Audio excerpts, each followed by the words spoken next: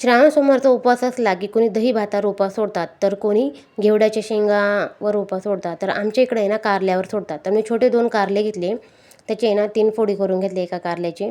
तर नंतरून ते आहे ना गरम पाण्यामध्ये उकळून घेतले चांगले शिजेपर्यंत मीठ टाकून आणि स्वच्छ धुवून घ्यायचे. नंतर शेंगदाण्याचा कूट घ्यायचा, त्याच्यात लाल तिखट, काळा मसाला, हळद, धन पावडर, मीठ आणि ना तेल टाकून व्यवस्थित मिक्स करून घ्यायचं आणि कारले भरून घ्यायचे. आणि कारलं उकडून घेतलं ते अजिबात कडू लागत नाही आणि कडू कारलं आमच्याकडं कोणी खात नाही. तर मला अशाच पद्धतीने कारलं आवडतं. तर मग कढईमध्ये तेल टाकायचं, मोहरी, जिरं, लसूण, कढीपत्ता आणि हिंग टाकून घ्यायचं आणि मी याच्यात परत थोडे थोडे मसाले ॲड करणार आहे. हळद, लाल तिखट, काळा मसाला थोडं ॲड करायचा आणि भरलेले कारले त्याच्यात ॲड करायचे. चवीनुसार मीठ टाकायचं, कारण उकडायला मीठ टाकलेलं त्याच्यामुळे एकदम थोडं मीठ टाकायचं आणि व्यवस्थित परतून घ्यायचं. उरलेला कूट त्याच्यावरून टाकायचा आणि परतून घ्यायचा. तर अशा प्रकारे आपलं हे कारलं रेडी होतं. व्हिडिओ आवडला असेल चॅनलला सबस्क्राईब करा. थँक्यू. श्री स्वामी समर्थ.